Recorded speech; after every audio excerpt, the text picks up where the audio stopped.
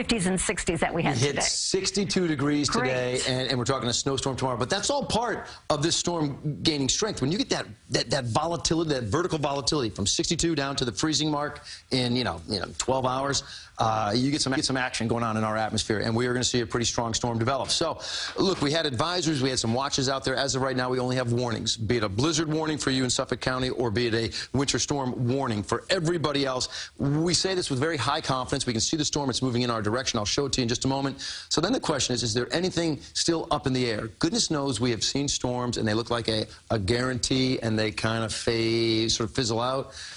Is that a possibility? Let's go talk about just that.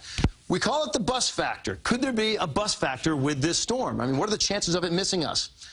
Not zero, but very low. I'll show you the radar picture. It's moving right in our direction, and once it taps into the ocean, we believe it's going to energize. But missing us, the chances of it missing us, very low. Not zero, but very low. The National Weather Service, they actually have something that I refer to as their bus factor. They say, hey, look, if this storm behaves nothing like what we think it's going to do, okay, and it doesn't give us the big totals, what are you almost guaranteed to get? They have a minimum snowfall total. They think the area's minimum snowfall total is 5. I got to put this in perspective for you. I've never seen it be that high before. It's always a 0 to 1. 0 to 1. Hey, if the storm's a bust, it's a 0 to 1. Now they're saying if it's a bust, it's still a 5, and their potential for the maximum snowfall is up to 15. The RPM model, pretty consistent here. Lowest number, 8.4 for Brick. Biggest number, okay, 10.7 in the city, 11.6 in Coram. Georgia, you're back at the helm there. I need you to do me a favor. Zoom in tight for me, because I want to show you something. That's my man. See all these little spots here of purple? Those are 12 inches or more, all right? So when I see them like that, I refer to them as leopard spots, and I've actually got some leopard spots on my snowfall prediction as well, which is calling for 6 to 10 is the widest swath, 10 to 14 the east end of Long Island, with some leopard spots mixed in there as well.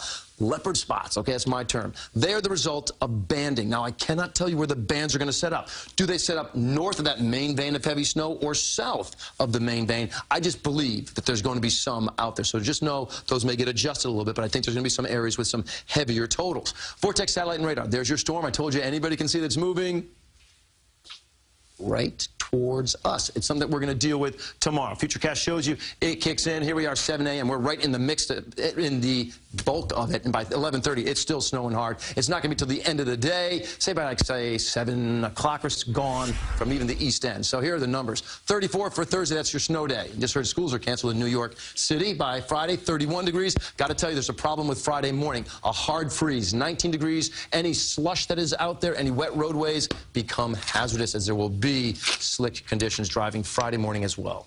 All right.